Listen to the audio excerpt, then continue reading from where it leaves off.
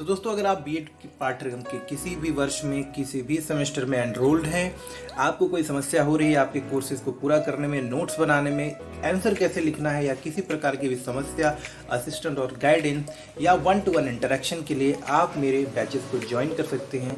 Batches join करने का simple और सरल तरीका है, आप मुझे व्हाट्सएप कर सकते हैं इस नंबर पे with your name and your year. आप किस सेमेस्टर में है इतना बताएं और बस लिखें I want to join premium courses. मैं आपको अपने प्रीमियम बैच में ज्वाइन कर दूंगा। दोस्तों नमस्कार और स्वागत है आपका आपके ही यूट्यूब चैनल बीएड एग्जाम पर। और दोस्तों अभी हम डिस्कस करने वाले हैं आकलन के प्रकार के बारे में। जी हाँ दोस्तों, हम यहाँ पर बात करने वाले हैं टाइप्स ऑफ असेसमेंट।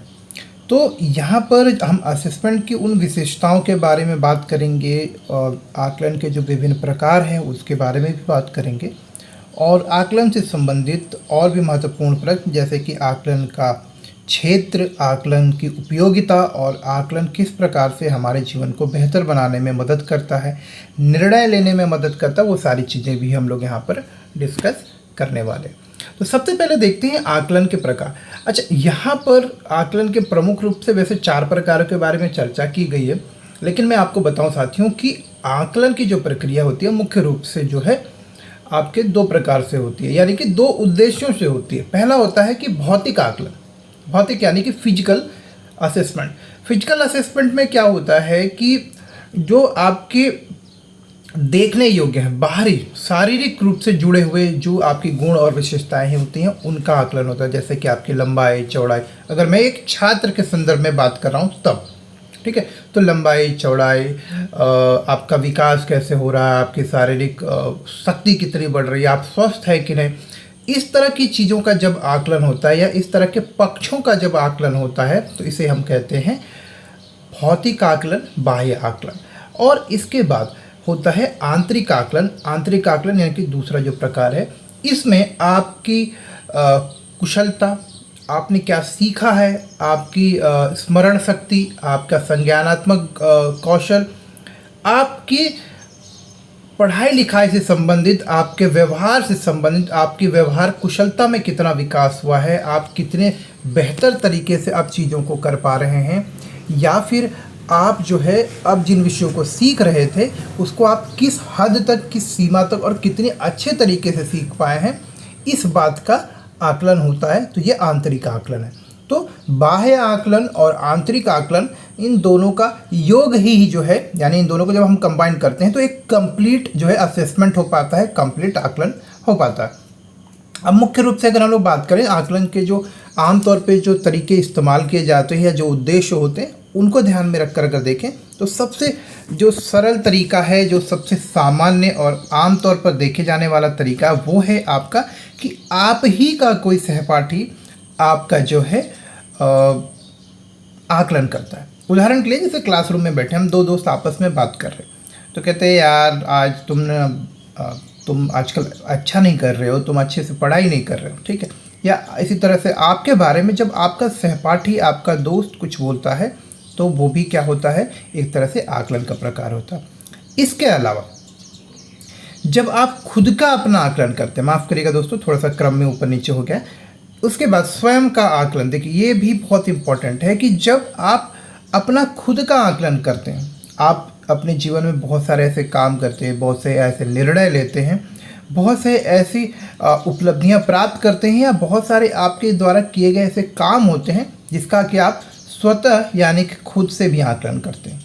आप खुद से ये जज करना चाहते हैं, आप ये जानना चाहते हैं कि जो काम आपने किया है वो कितना बेहतर रहा, इससे आपको कितना लाभ मिला।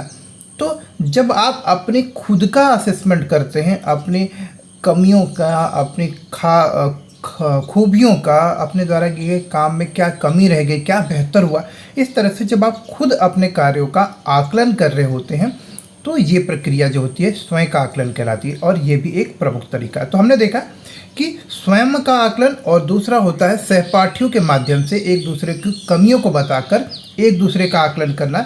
ये बहुत ही सामान्य सा तरीका है जो कि हम आमतौर पर देखते हैं। और ये जो आकलन की प्रक्रिया है ये ज़रूरी नहीं कि सिर्फ विद्यालय में ही हो, याद रखिएगा। स्वयं का आकलन हम व्यक्तिगत स्तर पर करते हैं तो कहीं ना कहीं हम किसी भी स्थान पर कभी भी और कभी भी करते हैं। इसी तरह से हमारे सहपाठियों के साथ में जो हमारा आकलन की प्रक्रिया होती है, वैसे तो मुख्यतः विद्यालय में ही होती है, लेकिन हम आस पड़ोस में भी जो हमारे साथी होते हैं वो भी हमारी गतिविधियों का, हमारे द्वारा किए गए कामों का या हमारे पूरे व्यक्तित्व से संबंधित जो अलग अलग चीज़ें हैं उसके बारे में आकलन करते हैं और हमें बताते हैं। कई बार ये बातचीत जो है हमारे लिए अच्छा भी होता है, यानी सकारात्मक भी होता है, और कई बार आकलन से जो फीडबैक हमें मिलता है वो कई बार हमारे लिए हतोत्साहित करने वाला और थोड़ा सा निरुत्साहित करने वाला, यानी कि आपका उत्साह कम भी करता। लेकिन आकलन का यही उद्देश्य है कि आपकी कमियों के साथ साथ आपके विशेषताओं को बताएं, यानी कि अच्छे और बुरे दोनों पक्ष के ऊपर प्रकाश डालें। इसके बाद व्यक्तिगत आकलन, देखिए ये भी इम्पॉर्टेंट है। व्यक्तिगत आकलन में आप समझ पाएंगे कि जब आपका शिक्षक जो आपको अध्ययन करा रहा है, जो आपसे आपके क्लासरूम में आपके साथ में जुड़े हुए हैं, जो आपको पढ़ा रहे होते हैं, जिस विषय के संबंध में आपका आकलन हो रहा है, वो आपको अकेले में यानी कि व्यक्तिगत रूप से जब आपका आकलन करते हैं, जैसे कि मेरा नाम अजीत है और अगर आप मेरे टीचर हैं तो मैं सिर्फ आपके सामने बैठा हूँ, आप सिर्फ मुझे बुलाओगे आपकी क्लास में, यानी कि मेरी क्लास में जितने लोग हैं उनको नहीं, सिर्फ आप जब मेरा आकलन करते हो, मेरी अच्छी बातों को, आप मेरी कमियों को, विशेषताओं को, अच्छे गुणों को जब आप मुझे बताने का प्रयास करते हो, जिससे कि मुझे फ़ायदा मिले, जिससे कि मुझे पता चल पाए कि मैं क्या अच्छा कर रहा हूँ, क्या अभी जो है मुझे और बेहतर करना है और किस क्षेत्र में मुझे बिल्कुल भी काम नहीं करना है, यानी कि अपनी विशेषताओं और कमियों के बारे में जब व्यक्तिगत रूप से हमें पता चलता है तो इसे हम व्यक्तिगत आकलन कहते हैं। और व्यक्तिगत आकलन में 1-to-1 बात होती है, यानी एक यानी कि आमने सामने बैठकर बातचीत होती है, और ये भी बहुत आपका एक बहुत ही अच्छा तरीका। और व्यक्तिगत आकलन का एक बहुत ही अच्छा तरीका आपने देखा होगा, किसी से कुछ प्रश्न पूछ लिए जाते हैं, अच्छा चलो ये क्वेश्चन का आंसर बताओ, भारत के प्रधानमंत्री कौन है, जो है अमेरिका के राष्ट्रपति का नाम क्या है, द्वितीय विश्व युद्ध कब हुआ। तो इस तरह के जो चलते फिरते हुए प्रश्न करते हैं, ये व्यक्तिगत आकलन होता है। इसी तरह से वाइवा वॉइस जब आपका होता है, क्लास में वाइवा टेस्ट होता है, ये भी आपका व्यक्तिगत आकलन है। लेकिन वाइवा वॉइस क्या है, वो मूल्यांकन की प्रक्रिया, ध्यान रखिएगा। लेकिन चलते फिरते जब आपसे कोई प्रश्न पूछ लेता और आप बता देते हो तो लोग क्या बोलते हैं, हाँ यार इसका मतलब तुम पढ़ाई तो कर रहे हो, आपको विषय का ज्ञान तो है। तो जब इस तरह की चीज़ें कोई बोलता है, ये आकलन है। ध्यान रखिएगा, आकलन और मूल्यांकन में अंतर है। आकलन की प्रक्रिया आपको फीडबैक देती है, आकलन की प्रक्रिया से आपको आपके सबल और दुर्बल पक्ष के बारे में एक सुझाव मिलता है जिसको कि आप बेहतर कर सकते हैं। मूल्यांकन में आपको अंक दिए जाते हैं, आपकी ग्रेडिंग की जाती है, जबकि आकलन में ना तो आपको अंक दिए जाते हैं ना ही ग्रेडिंग की जाती है, तो इस बात का ख्याल रखिएगा। इसके अलावा समूह में आकलन, कई बार क्या होता है सामूहिक रूप से भी आकलन की जाती है, यानी कि क्लासरूम में मान लीजिए अगर हम लोग 25 लोग हैं तो 5-5 के छोटे छोटे ग्रुप्स बना दिए जाते हैं। हम कोई एक्टिविटी करते हैं, कोई रोल प्ले करते हैं या कुछ प्रोजेक्ट करते हैं, और जो दूसरे समूह होते हैं हमारे कार्यों का आकलन करते हैं। जैसे कि ABCDE ग्रुप बन गया, तो ग्रुप ए के जो बच्चे हैं अगर कुछ काम कर रहे होते हैं तो पहले तो सामूहिक रूप से पूरे ग्रुप ए का आकलन करते हैं कि उन्होंने जो काम किया वो कैसा किया है, अच्छा किया नहीं। फिर व्यक्तिगत रूप से उस सदस्य जो ग्रुप के सदस्य हैं सबका आकलन होता है। तो जब अध्यापक के साथ साथ कुछ बच्चे सामूहिक रूप से जो है आपका आकलन करते हैं, आपके कार्यों का आकलन करते हैं, तो ये समूह आकलन होता है। ठीक है, तो उम्मीद करता हूँ कि चारों प्रकार के जो आकलन की विशेषताएं हैं, आकलन के जो प्रकार हैं, इसको आप समझ गए होंगे।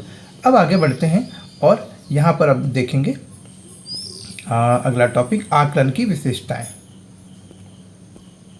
Just a minute. तो देखिए कोई भी आकलन है, अभी आपको मैं ये थोड़ा सा ब्रीफली बता रहा हूँ, इसके बाद हम इसको डिटेल में भी डिस्कस करेंगे। कोई भी आकलन की जो प्रक्रिया होती है साथियों, वो अपने आप में विश्वसनीय होना चाहिए। कोई भी आकलन की प्रक्रिया जो है वैध होनी चाहिए, मानवीकरण की क्षमता, योग्यता होनी चाहिए किसी भी आकलन की प्रक्रिया में, और आकलन व्यवहारिक भी होना चाहिए।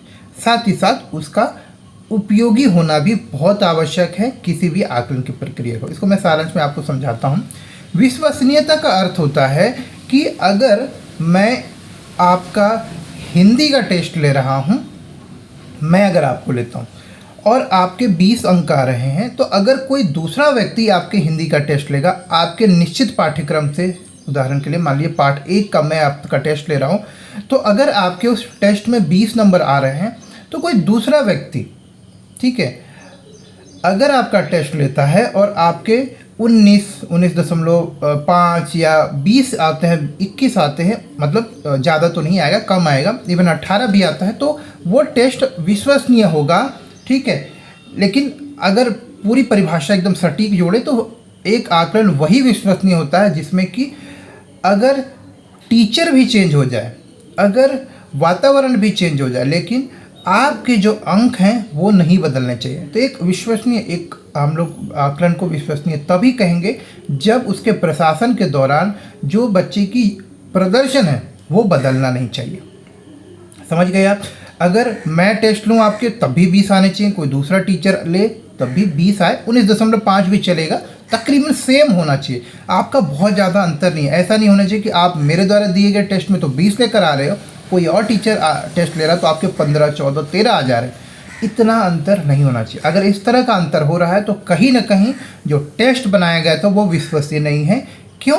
क्योंकि उसमें जो चीज़ें मेंशन की गई हैं या जिस तरह से उसको डिज़ाइन किया गया है वो उन उद्देश्यों को पूरा नहीं करता, यानी कि वो टेस्ट जो वैलिड नहीं है।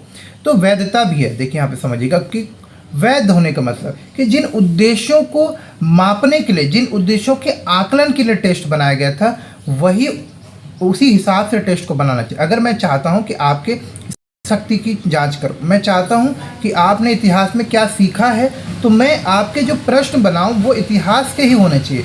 मैं आपके प्रश्न कुछ इस तरह से डिज़ाइन करूं कि वो आपकी स्मरण शक्ति को चेक करे, ना कि आप कितना ज़्यादा लिख सकते हैं, कितना ज़्यादा आपको आता है। आपके बोलने की क्षमता, आपके लिखने की क्षमता का आकलन ना करे, बल्कि कितना आपको स्मरण है उसकी ही आकलन करे।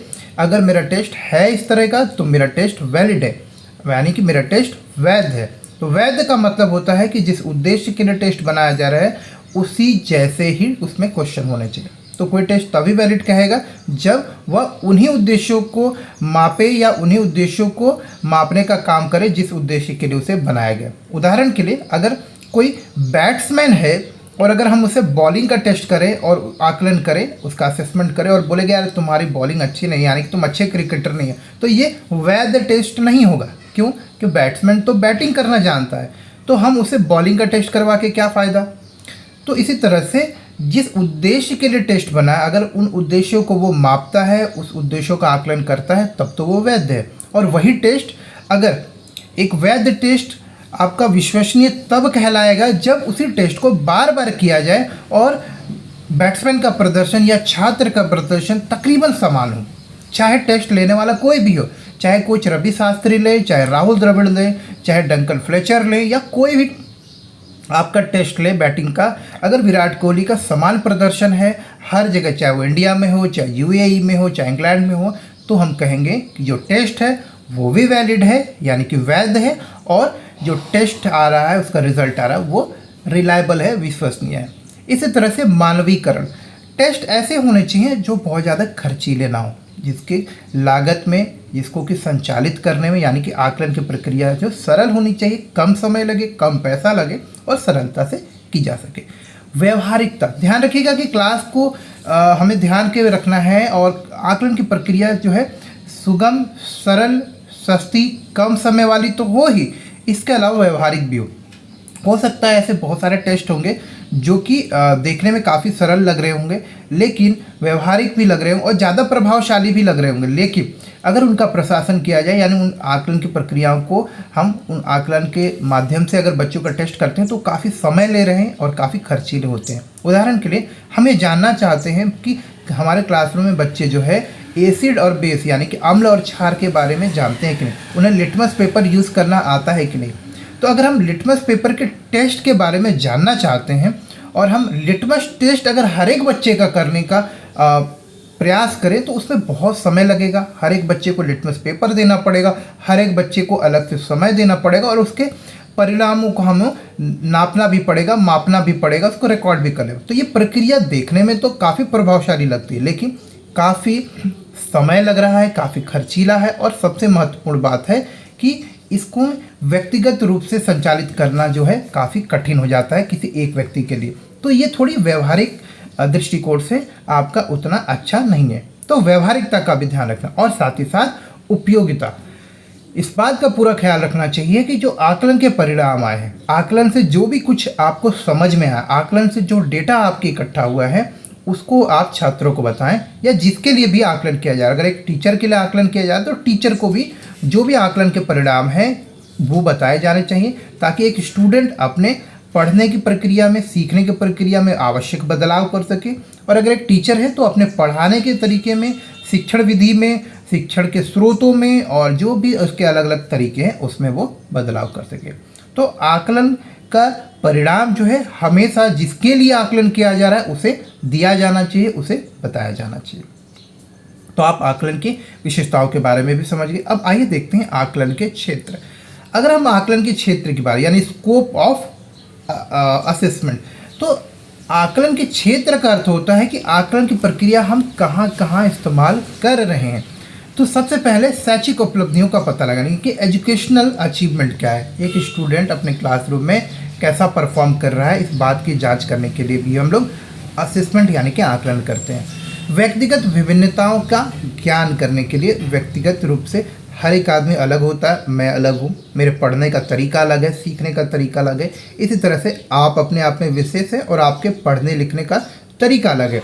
तो हम मतलब कि मैं किस तरीके से बेहतर सीख पाऊँगा, किस तरह से अच्छा कर पाऊँगा, मेरे अंदर क्या कमियाँ हैं, मेरी क्या रुचियाँ हैं, मैं क्या बेहतर करता हूँ, क्या नहीं करता हूँ, इस तरह का ज्ञान दो छात्रों के बीच में अलग अलग रुचियों का पता लगाना, अलग अलग छात्रों को किस तरह से बेहतर तरीके से पढ़ाया जा सके, इसके लिए ये आवश्यक है कि व्यक्तिगत विभिन्नताओं के बारे में हमें पता हो। हमें पता हो कि कुछ बच्चे जो हैं ब्लैक बोर्ड पर नोट करके अच्छा पढ़ते हैं, आपको पढ़ाते हुए जब आप बोर्ड पर पढ़ाते हैं तो उसे उनको बेहतर समझ में आता है। तो कुछ बच्चे ऐसे होते हैं जो चीज़ों को देखकर, सुनकर फिर उसका प्रैक्टिकल करके सीखते हैं। कुछ बच्चे ऑडियो विजुअल के माध्यम से और बेहतर सीखते हैं। तो इन सारी विभिन्नताओं को, व्यक्तिगत विभिन्नताओं को हमें जानने में जो है आकलन काफ़ी मदद करता है। अब आकलन के परिणाम आएंगे 20 बच्चों का, और जब आप उनको ध्यानपूर्वक देखोगे, उनको नोट डाउन करोगे तो आप समझ पाओगे कि एक ही प्रकार का प्रश्न था, लेकिन कुछ बच्चों का प्रदर्शन बहुत अच्छा है और कुछ का नहीं। तो आपको समझ में आएगा कि जो विधि आप अपना रहे हो शायद ये सभी के लिए अच्छा नहीं है, और क्लास में कुछ 4 बच्चे हैं जिनको कि शायद आपको अब दूसरी विधि से पढ़ाना पड़ेगा। तो व्यक्तिगत विभिन्नताओं का पता चलता है। स्थान निर्धारित करने में भी आपको काफ़ी सहायता होती है, यानी कि जब आकलन करने के पश्चात आपको परिणाम आपके पास उपलब्ध होंगे तो आप इस बात का निर्णय ले पाएंगे कि क्लासरूम में कौन सा बच्चा किस स्तर पर अभी पहुंच पाया, उसके सीखने और समझने का क्या स्तर है, और किस बच्चे के साथ आपको कितनी ज़्यादा मेहनत करनी है, किसे सिर्फ मार्गदर्शन करना है और किसे आपको व्यक्तिगत रूप से और पढ़ने लिखने में मदद करनी है। तो व्यक्तिगत रूप से समझने और उनको स्थान निर्धारण करने की, नहीं आप बहुत होशियार हो, अच्छा कर रहे हो, आपको थोड़ी और मेहनत करनी है और आप बिल्कुल भी मेहनत नहीं कर रहे, तो इस तरह की बात आप तभी कर पाओगे जब आप बच्चों का व्यक्तिगत रूप से आकलन करोगे, तब जाके आप उनका स्थान निर्धारण कर पाओगे, क्लासरूम में उनको उनकी स्थिति का जायजा करवा पाओगे। गुणवत्ता का निर्धारण करने और पूर्वानुमान लगाने, ध्यान रखिएगा कि आकलन की प्रक्रिया से हमें सबसे ज़्यादा जो फ़ायदा मिलता है वो होता है कि गुणवत्ता में हम बदलाव ला सकते हैं। अगर लगता है कि हमारा जो काम है, अब आकलन के परिणाम स्वरूप हमें एक छात्र के रूप में अपनी कमियों का पता चलता है, हम कहाँ बेहतर कर रहे हैं, हमें क्या और बेहतर सीखना है, इस तरह की बहुत सारी चीज़ों के बारे में हमें पता चलता है। तो कहीं ना कहीं आकलन के माध्यम से हम इस बात से परिचित हो पाते हैं कि कहाँ हमें और बेहतर करना है और कहाँ हमें जो है भी चेंजेस करने हैं, किस चीज़ में और ज़्यादा मदद करें और कहाँ हम अच्छे हैं। तो कहीं ना कहीं हम अपनी विशेषताओं और कमियों से परिचित हो। ठीक इसी प्रकार से एक शिक्षक को उसके शिक्षण विधि के बारे में, उसकी प्रभावशालिता के बारे में, उसके शिक्षण स्रोतों और शिक्षण की जो विधियां हैं उसके बारे में उसको पता चल पाता है। तो आवश्यक रूप से जब वो उनका आकलन, उसके परिणाम उसके पास होते हैं तो वो उसके हिसाब से अपने शिक्षण की विधि में, शिक्षण के तरीक़ों में, शिक्षण के स्रोतों में और शिक्षण के जो संसाधन उसके पास है उसमें आवश्यक रूप से बदलाव करता है, जिससे कि उससे वो और बेहतर तरीके से अपने शिक्षण में और गुणवत्ता और क्वालिटी ला सके और उसको बेहतर बना सके। और दूसरा, पूर्वानुमान लगाने में, अब देखिए मान लीजिए एक टेस्ट होता है 2-3 महीने की क्लासरूम होने के बाद, मान लीजिए तिमाही का एक टेस्ट होता है, असेसमेंट होता है, क्लासरूम में टीचर पढ़ा रहा होता है और वो आपसे कुछ प्रश्न पूछ लेता। अगर क्लासरूम में 20 बच्चों में से 15 बच्चे सही से जवाब दे रहे हैं और 5-6 नहीं दे रहे हैं, तो टीचर को ये समझ में आएगा कि शायद कुछ बच्चे हैं जिनको कि अभी अलग तरीके से और ठीक से समझाने की ज़रूरत है। लेकिन अगर 15 बच्चे जो है सही जवाब ना दें और सिर्फ 5 ही सही जवाब दें तो कहीं ना कहीं ये चिंताजनक विषय है और टीचर को एक पूर्वानुमान हो जाता है कि ये जो विषय मैं पढ़ा रहा हूँ ये ठीक से बच्चों को समझ नहीं आया है। अपने काम का वो असेसमेंट कर पाता है और वो समझ पाता है कि आगे फिर बच्चों का परफॉर्मेंस कैसा होने वाला है। तो एक पूर्वानुमान, एक आप जो है फ्यूचर में देख सकते हैं, आप एक प्रेडिक्शन कर सकते हैं कि भाई अगर अभी ऐसा प्रदर्शन है तो साल के अंत तक इनका प्रदर्शन तो बिल्कुल भी अच्छा नहीं होगा। तो अनुमान लगाने में भी कहीं ना कहीं मदद करता है। उदाहरण के लिए जैसे आसपास में आप देखोगे कि तेज़ हवाएं चल रही हैं, बादल छाए हुए हैं, रुक रुक कर बिल्कुल मौसम एकदम भारी हो गया है, काले काले बादल छा गए हैं, तो आप एक अनुमान लगा सकते हो, आकलन के माध्यम से आप अनुमान लगा सकते हो कि बारिश होने वाली है। तो कहीं ना कहीं आकलन करके, वातावरण का आकलन करके आपने इस बात का पता लगाया कि मौसम कैसा होने वाला है। तो ये कुछ चीज़ें हैं जो आकलन के क्षेत्र के अंतर्गत आती है। इसमें और भी पॉइंट्स आप ऐड कर सकते हो, ठीक है, तो हम इसमें लिख सकते हैं। चलिए अगला पॉइंट देखेंगे यहाँ पे। इसके बाद में आकलन के रूप। देखिए आकलन के मुख्यतः 3 रूपों में हम देखते हैं। आकलन जो है 3 रूपों में किया जाता है। पहला होता है स्वयं का आकलन, जो कि मैंने आपको पहले ही बताया कि स्वयं का आकलन होता है, सहपाठियों के द्वारा आकलन होता है और आपके टीचर के द्वारा आकलन किया जाता है। ठीक है, ये सारी चीज़ें हम आगे डिटेल में पढ़ने वाले हैं दोस्तों। अब इसके बाद नेक्स्ट वीडियो में हम एक बहुत ही महत्वपूर्ण प्रश्न को देखने वाले हैं जो आपके सीटेट, यूपीटेट हर एग्जाम में, कि अधिगम के लिए आकलन और अधिगम का आकलन, ये दो जो शब्द हैं इसमें अंतर क्या है। अधिगम के लिए आकलन, assessment for learning and assessment of learning में क्या अंतर है। तो चलिए अगली वीडियो में देखते हैं इसको।